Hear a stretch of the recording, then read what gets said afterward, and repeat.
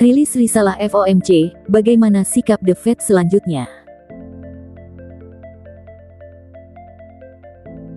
Ingat untuk like, komen, subscribe, dan aktifkan lonceng notifikasi.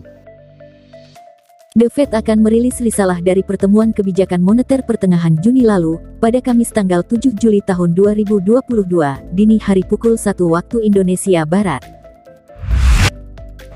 Bank Sentral Amerika Serikat, The Fed kembali menaikkan suku bunga acuannya pada rapat FOMC pada bulan Juni ini. Kali ini, The Fed menaikkan suku bunga acuan lebih agresif, yakni 75 basis point. Kenaikan ini merupakan yang tertinggi sejak tahun 1994 dengan kenaikan 0,75%. Suku bunga The Fed saat ini berada di kisaran 1,5 hingga 1,75%. Level ini sekaligus menjadi yang tertinggi sejak awal pandemi di Maret 2020. The Fed menilai percepatan suku bunga dilakukan untuk meredam laju inflasi yang telah menembus rekor tertinggi sejak 1981. Gubernur The Fed Jerome Powell mengungkapkan The Fed akan terus memantau pergerakan inflasi ke depan. Jika inflasi tidak kunjung melandai, The Fed akan terus menaikkan suku bunga dan juga The Fed memperkirakan suku bunga acuan mencapai 3,4% hingga akhir tahun. Bahkan komite menilai ada kemungkinan suku bunga akan naik lagi di tahun 2023 menjadi 3,8%. FOMC menaikkan suku bunga dana federal sebesar 75 basis poin menjadi 1,5% menjadi 1,75% pada pertemuan Juni kemarin, peningkatan terbesar sejak 1994. The Fed mengatakan pihaknya terus mengantisipasi bahwa kenaikan yang sedang berlangsung akan sesuai, menambahkan bahwa mereka sangat berkomitmen untuk mengembalikan inflasi ke tujuan 2%-nya.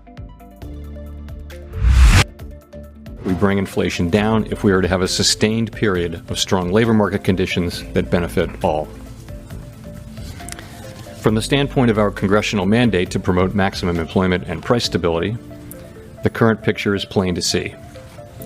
The labor market is extremely tight, and inflation is much too high. Against this backdrop, today the Federal Open Market Committee raised its policy interest rate by 0.75 percentage point. And anticipates that ongoing increases in that rate will be appropriate. In addition, we are continuing the process of significantly reducing the size of our balance sheet. Perubahan pernyataan kunci terlihat pada dihapusnya kalimat. Dengan pengetatan yang tepat dalam sikap kebijakan moneter, komite mengharapkan inflasi untuk kembali ke tujuan 2% dan pasar tenaga kerja tetap kuat. Dan diganti dengan, komite sangat berkomitmen untuk mengembalikan inflasi ke tujuan 2%. Pernyataan itu tidak memberikan sinyal eksplisit mengenai ukuran langkah Fed pada bulan Juli.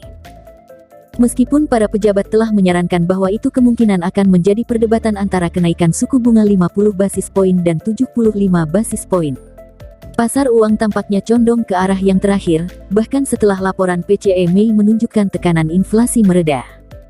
Proyeksi ekonomi yang diperbarui dalam suku bunga naik menjadi 3,25 hingga 3,5% pada akhir tahun ini.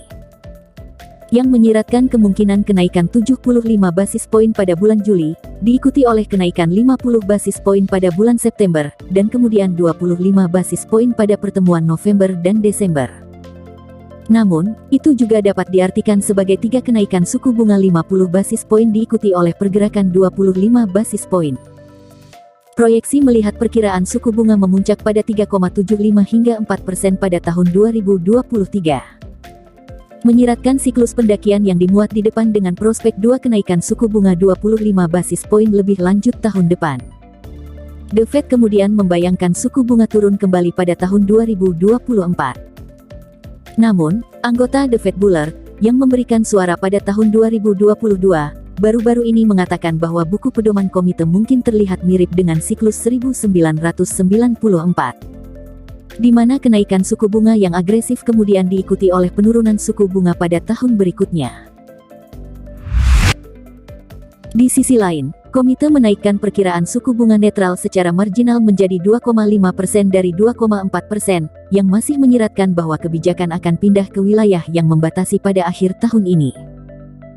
Oleh karena itu, FOMC merevisi proyeksi pertumbuhannya menjadi 1,7% tahun ini versus perkiraan 2,8% yang dibuat pada bulan Maret, dan telah mencatat pertumbuhan pada tingkat yang sama tahun depan.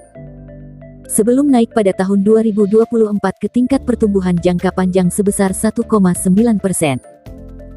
Proyeksi menunjukkan pendaratan lunak, sesuatu yang Powell katakan dalam sesi tanya-jawab, yang menurutnya masih bisa dicapai, tetapi mengakui bahwa kondisi luar telah membuatnya lebih sulit.